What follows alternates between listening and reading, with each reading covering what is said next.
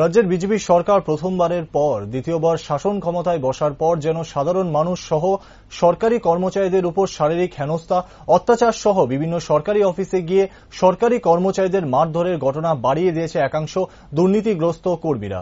এমনই একটি ঘটনা ঘটেছে গন্ডাছড়া মহকুমার সদরে। নিরপেক্ষ ভূমিকায় কাজ করতে গিয়ে ব্যাপক মার খেল এক এডিসি ভিলেজ কমিটির সচিব।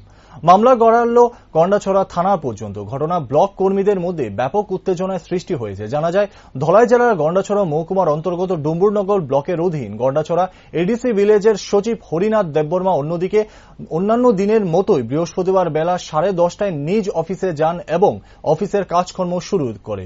অত্যন্ত সহজ সরল সচিব হিসাবে পরিচিত হরিনাথ দেববর্মা যখন অফিসের কাজে ব্যস্ত, তখনই গন্ডাছড়া এডিসি ভিলেজের অন্তর্গত বাইগুনফা পাড়ার বাসিন্দা মিঠুন ত্রিপুরার নেতৃত্বে একদল দুষ্কৃতিকারী গন্ডাছড়া এডিসি ভিলেজ অফিসে হানা দেয় এবং সমস্ত কাজকর্মে বাধা সৃষ্টি করে।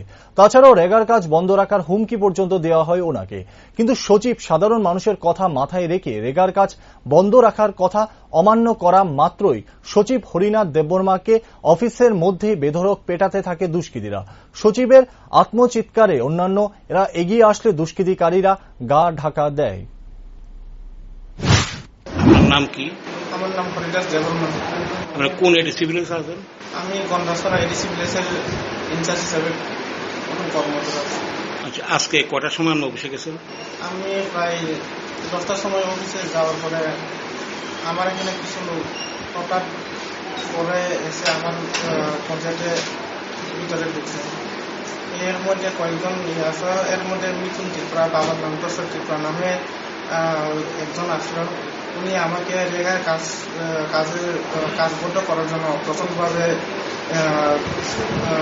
চাপচিচ করছে। তো আমি তাকে বারবার বোঝানোর চেষ্টা করছি যে জনগণের রেগার কাজটা বন্ধ করে রাখতে পারে না। তো এসব নিয়ে আমার উপরে হঠাৎ করে সেটা চড়া হয়েছে। মারধর করছে আপনারা? আমার মাথার উপরে কয়েকটা বাড়ি দিয়েছিল। আচ্ছা, আপনি ডাক্তার দেখাইছেন? এখন আমরা হসপিটালে যাইতেছি একটু ইয়ে করার জন্য। আপনার অথরিটি বিডিও সাহেবকে জানাচ্ছেন ঘটনাটা? বিডিও স্যারের নলেজে আমি আনছি ঘটনা। কি এফআইআর বিডিও সাহেব কি বলেছেন এফআইআর করার জন্য? বিডিও স্যারের সঙ্গে কথা বলার পরে বিডিও স্যারে আমার অথরিটি এফআইআর করার জন্য আমাকে নির্দেশ দিয়েছে।